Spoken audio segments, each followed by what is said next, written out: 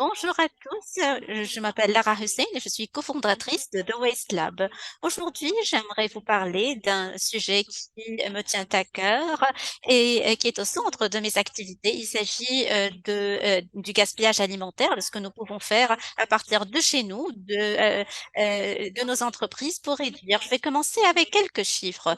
Savez-vous que au niveau mondial, le gaspillage alimentaire est devenu un problème qui produit plus d'1 milliard de tonnes de déchets. 60% en fait de ces déchets proviennent de nos ménages, suivis par les services alimentaires, la restauration et la vente au détail.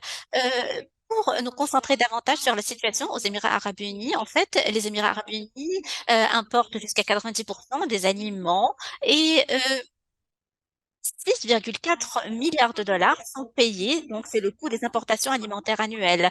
La moitié de ce montant est le coût du gaspillage alimentaire. Donc, au niveau individuel, par année, euh, nous gaspillons 3,27 millions de tonnes chaque année.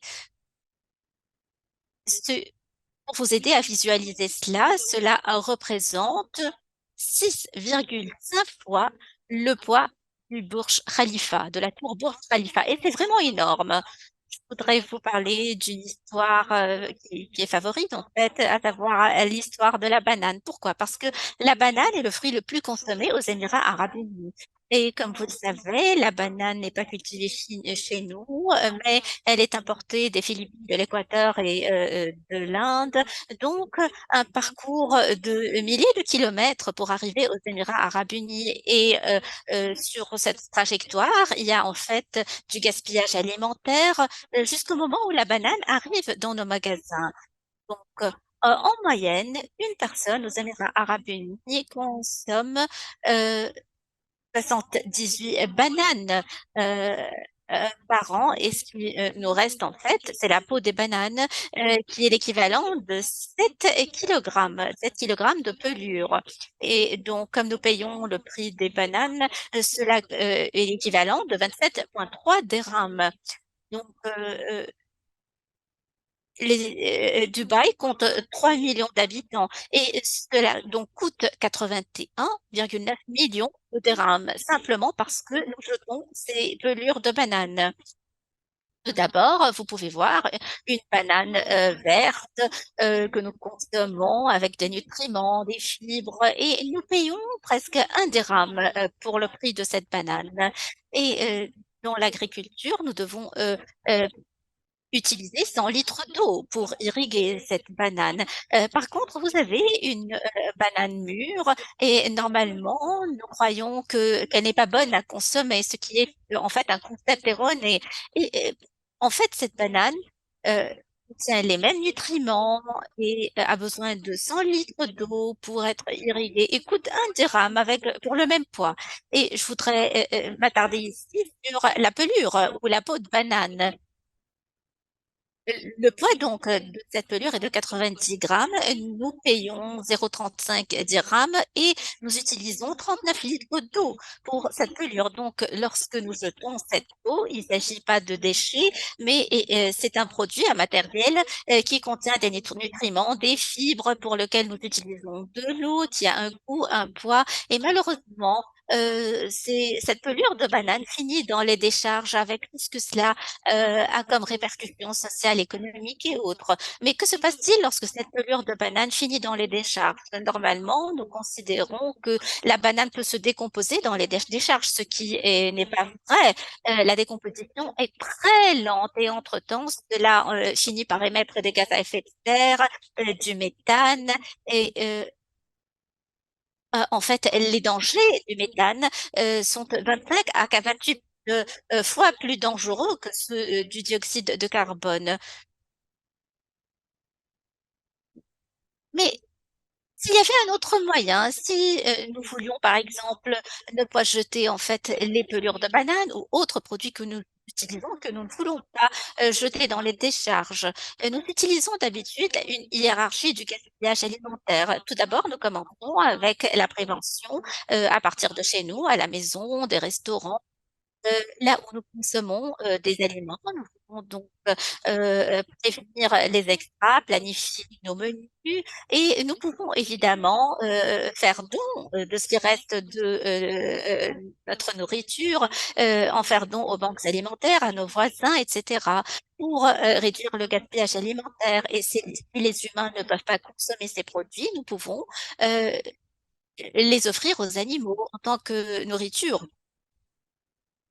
Nous pouvons aussi adopter la méthodologie de la réutilisation et du recyclage. Par exemple, pour cette peau de banane, nous pensons que nous ne pouvons pas la consommer, mais en fait, nous pouvons l'utiliser pour créer des smoothies ou par exemple d'autres produits. Nous encourageons les gens à réutiliser, à recycler également ces produits. Supposons que cette solution n'est pas disponible, qu'il nous reste par exemple des aliments.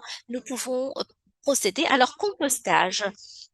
Le compostage permet de récupérer les nutriments. Comme je l'ai dit, la peau de banane contient toujours des nutriments. Donc, au lieu de s'en débarrasser dans les décharges, nous pouvons les entuire, les enterrer dans le sol pour l'enrichir en nutriments. Et enfin, nous avons la récupération de l'énergie pour éviter l'émission de gaz à effet de serre et de méthane. Euh, J'aimerais vous parler de The Waste Lab. The Waste Lab se trouve à Dubaï depuis 3 ans. Cette institution a été fondée par deux femmes, dont moi-même, et notre objectif est de réduire en fait le gaspillage alimentaire en ayant recours au compostage. Et le compostage est une manière naturelle de recycler les aliments gaspillés. Et le compost est utilisé à des fins agricoles, à des fins d'horticulture, pour enrichir le sol et pour cultiver davantage de produits. Et nous nous concentrons également sur la chaîne de comportement. Nous cherchons à éviter la manière linéaire de faire les choses. Normalement, nous allons dans les magasins pour faire des achats, nous cuisinons, nous mangeons, et ce qui reste, nous les jetons en fait dans les décharges ou dans les dépotoirs. Nous essayons de faire en fait et d'adopter une manière cyclique en essayant de faire des achats au niveau local et d'acheter peut-être des produits qui ne sont pas aussi attrayants que les autres produits, mais pourquoi ne pas les acheter quand même, comme cette banane mûre? Et nous cuisinons, nous mangeons, nous essayons de reconvertir tous ces extras que nous ne mangeons pas en les utilisant dans d'autres produits, dans une autre cuisine.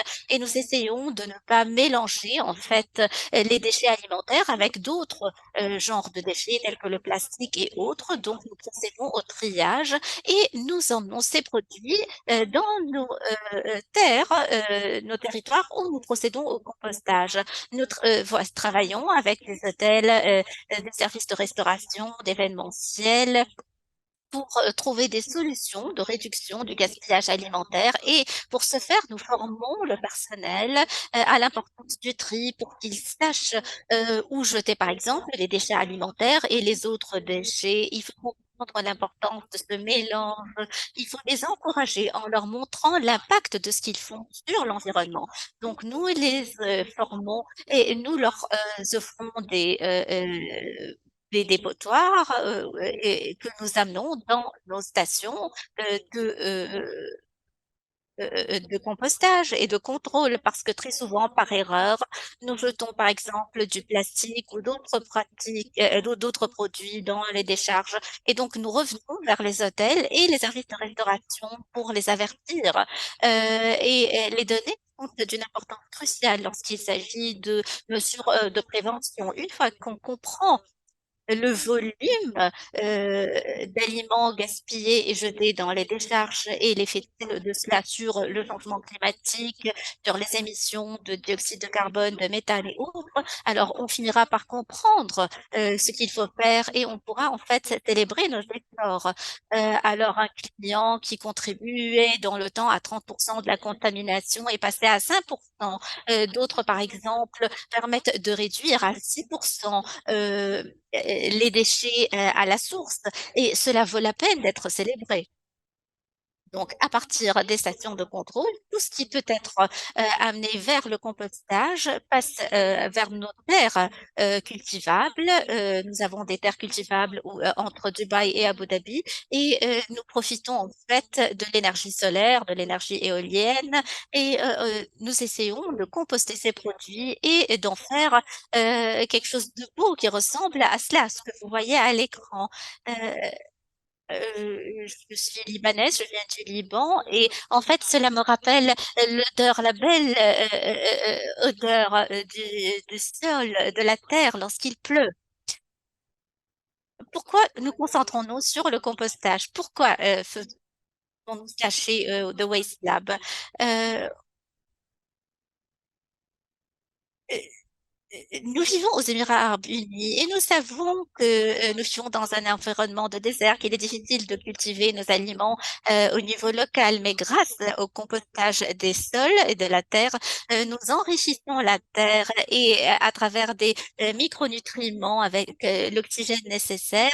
Et grâce à ces sols sains, nous n'aurons plus besoin d'utiliser en fait des produits chimiques qui nous nuisent et qui nuisent à l'environnement. Et donc, nous pouvons à ce moment-là cultiver les aliments au niveau local.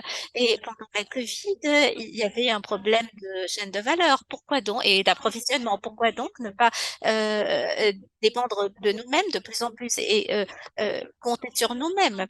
Nous vivons également dans un pays qui a un stress hydrique et et qui souffre de sécheresse. Donc, nous aurons à ce moment-là besoin de et nos cultures. Je voudrais vous montrer en fait une matrice que nous avons établie l'année dernière avec The Waste Lab.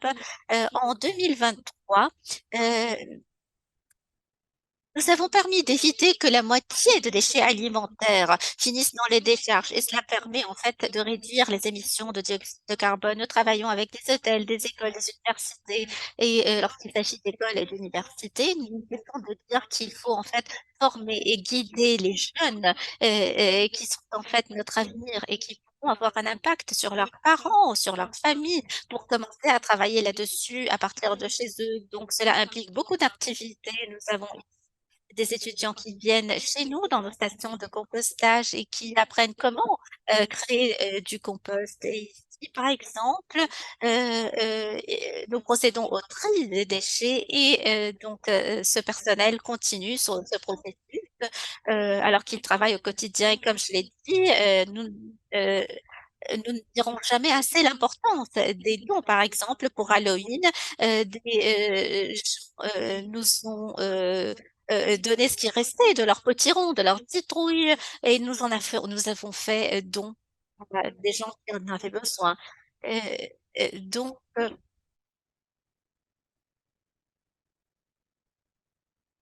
voici des projets pilotes et voici une comparaison entre décembre 2021 et juillet 2022. Et nous allons procéder au compostage dans cette station. Donc, comme vous voyez, en pleine chaleur, en été, nous voyons que la nature est en train de fleurir, de prospérer. Et grâce au compostage qui a permis, en fait, à la nature de se réveiller, de s'éveiller. Et enfin, je voudrais vous montrer nos terres agricoles où nous procédons au processus de compostage naturel et c'est là que se fait tout le tour de magie dont je viens de vous parler. Je vous remercie.